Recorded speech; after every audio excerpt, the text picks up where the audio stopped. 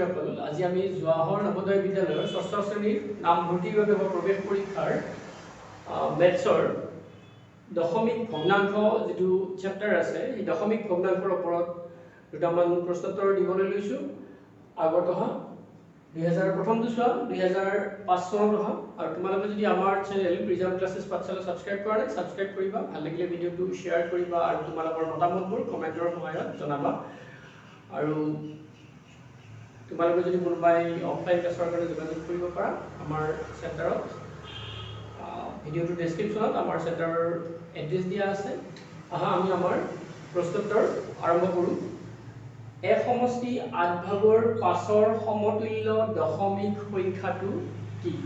গতিকে এক সমষ্টি 8 ভাগৰ 5, এক সমষ্টি 8 ভাগৰ 5ৰ দশমিক, আমি এইটো এক সমষ্টি মানে এইটো কি লিখিব পাৰোঁ? 1 + 5/8, 8 ভাগৰ 5 এনেকৈ লিখিব পাৰোঁ। গতিকে আমি যদি 5ক হৰণ কৰোঁ, 5ক যদি কিহেৰে 8ৰে হৰণ কৰোঁ, কেইবাৰ? 0 বাৰ, দশমিক 0, ইয়াতে দশমিক 8 6 গুণ 48, 2 20 হ'ল, 10ৰ 8 গ'ল 2, 0 এটা নমাই আনিলোঁ, 20 হ'ল। গতিকে এইটো কিমান হ'ব? 2 8 গুণ 16, 4 গ'ল, 20ৰ 16 গ'ল 4, 0টো এটা নমাই আনিলোঁ। গতিকে 8 5 গুণ কিমান হ'ল? 40 হ'ল। গতিকে এইটো আমি লিখিব পাৰোঁ 1 + 0.625, তাৰমানে এইটো 1.625 হ'ব আমাৰ এনচাৰটো, মানে 4 নম্বৰ অপশ্যনটো হ'ব আমাৰ এনচাৰ।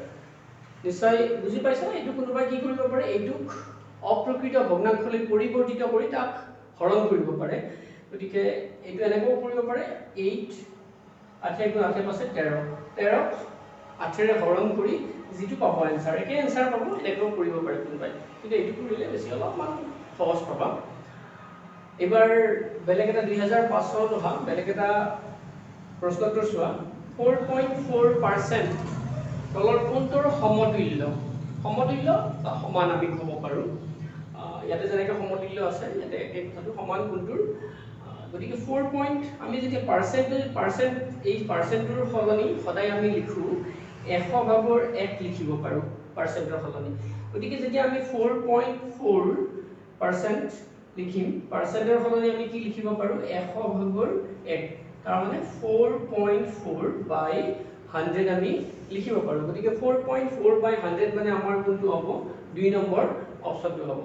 নিশ্চয় বুজি পাইছে? পাৰ্চেণ্টেজ এটা কথা মন কৰিব, পাৰ্চেণ্টেজৰ সলনি কি লিখিব পাৰোঁ আমি? 100 ভাগৰ 1, বা 100 ভাগৰ 1ৰ সলনি আমি কি লিখিব পাৰোঁ? পাৰ্চেণ্টেজ লিখিম। 2005 চনত অহা আন এটা প্ৰশ্নোত্তৰ চাবা না। 93.45ক 0.01৫ৰে হৰণ কৰিলে তলৰ কোনটো আসন্ন উত্তৰ পোৱা যাব? সেইটো উলিয়াব লাগে। এইকেইটা অপশ্যন দিয়া আছে। আমি যেতিয়া হৰণ কৰিম, কাক হৰণ কৰিছোঁ? 93.45ক হৰণ কৰিছোঁ 0.15ৰে, 0.015ৰে হৰণ কৰিছোঁ। আমি যেতিয়া হৰণ কৰিম, হৰণ কৰোঁতে আমি এটা চাব লাগিব যাতে হৰটোৰ দশমিকটো নোহোৱা কৰিব পাৰোঁ। গতিকে হৰটোৰ দশমিকটো 3 ঘৰ, সোঁফালে লৈ গ'লে দশমিকটো নোহোৱা হ'ব। নোহোৱা হ'ব মানে আমাৰ যিকোনো সংখ্যাৰ ক্ষেত্ৰত, আমি যিকোনো অখণ্ড সংখ্যাৰ 7 লিখোঁ, একো নাই মানে আচলতে দশমিকটো একেবাৰে সোঁফালে থাকি যায়, আমি কিন্তু নিদিওঁ। গতিকে আমি দশমিকটো মানে 7.0 বা 7 একে কথা হয়। গতিকে আমি এই ক্ষেত্ৰত দশমিকটো একেবাৰে সোঁফালে লৈ যাব লাগে। গতিকে কেইঘৰ নিব লাগিব? দশমিকটো 3 ঘৰ। গতিকে 3 ঘৰ নিয়াৰ পিছত এইটো কিমান হ'ব? 15 হ'ব। কাৰণ 3 ঘৰ নিয়াৰ পিছত 0 আগত 0টো একেবাৰে বাওঁফালে 0টো লিখা নিলিখাৰ কোনো অৰ্থ নাথাকে। গতিকে আমি তাৰ সলনি লিখিছোঁ 15 মানে 15 লিখিছোঁ। গতিকে এইটোও যদি 3 ঘৰ নিব লাগে, 9 3 4 5, 2 ঘৰ আহিব, ইয়াতে দশমিকটো দিলে 2 ঘৰ হ'ব। গতিকে আৰু 3 ঘৰ হ'ব লাগিলে এটা 0 দিব লাগিব। এতিয়া এইটোক আমি কি কৰিম? হৰণ কৰিম। হৰণ কৰাৰ আগতে আমি কি কৰিব পাৰোঁ? কাটাকাটি কৰিব পাৰোঁ। 5ৰে কেইবাৰ যাব? 5ৰে 3 বাৰ যাব। 5ৰে যদি চাওঁ আমাৰ কিমান হ'ব? 5ৰে একবাৰ 4 43, 5 8 গুণ 40, কিমান হ'ল?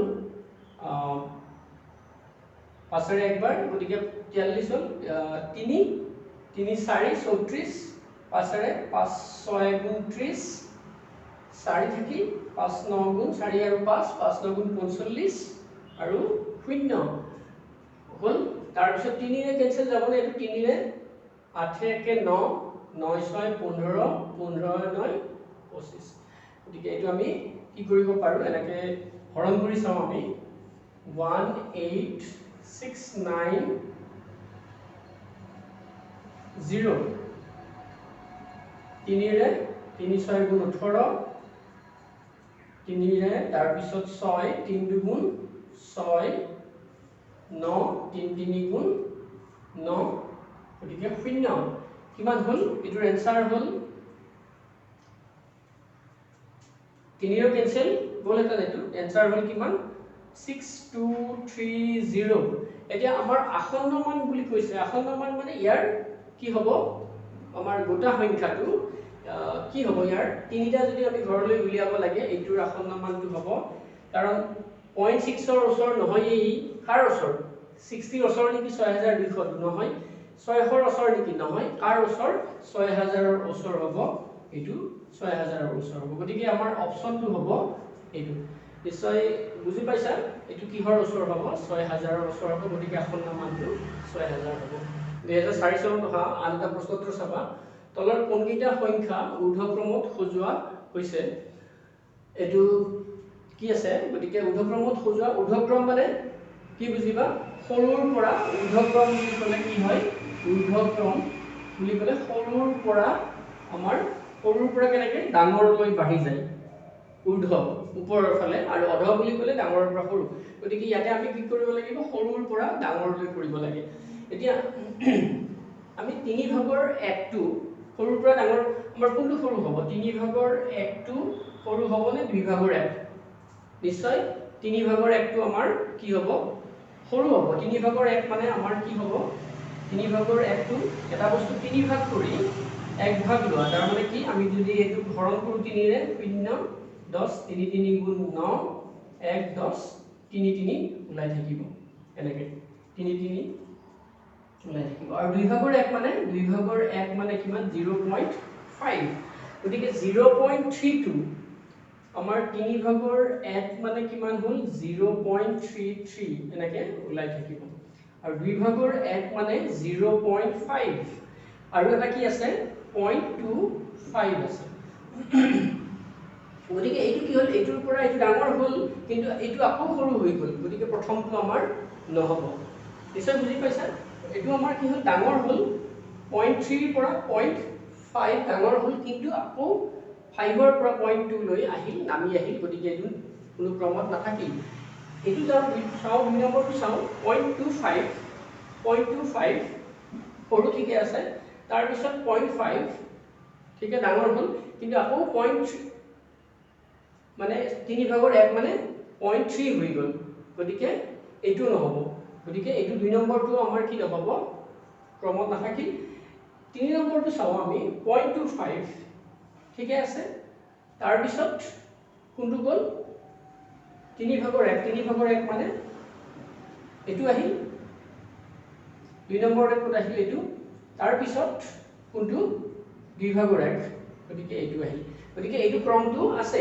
কাৰণ 0.2 টুৰ পাছত 0.3 বাঢ়িল তাৰ পিছত 0.5 আৰু বাঢ়িল গতিকে আমাৰ কোনটো অপচন হ'ব 3 নম্বৰ অপচনটো হ'ব নিশ্চয় বুজি পাইছা তোমালোকে কি কৰিবা এনেকে উলিয়াই লবা দশমিকত উলিয়াই লৈ দশমিকৰ যেনেকে আমাৰ দশমিকৰ পিছত প্ৰথম ঘৰটো আমি কি চাইছো যেটো ডাঙৰ হেতুই ডাঙৰ বা যেটো সৰু হেতুই সৰু আমি তেনেকে এইটো জানা 0.2 কে 0.3 ডাঙৰ আমি পিছৰ কেটা চাব নালাগে প্ৰথমটো যদি আমি তেনেকে পাও পিছৰ কেটা চাব নালাগে 0.2 কে 0.3 ডাঙৰ 0.3 কে আৰু 0.5 ডাঙৰ গতিকে আমাৰ 3 নম্বৰটো অপচন হ'ব নিশ্চয় বুজি পাইছা আজিলৈ আমি ইমানতে সামৰিছো ধন্যবাদ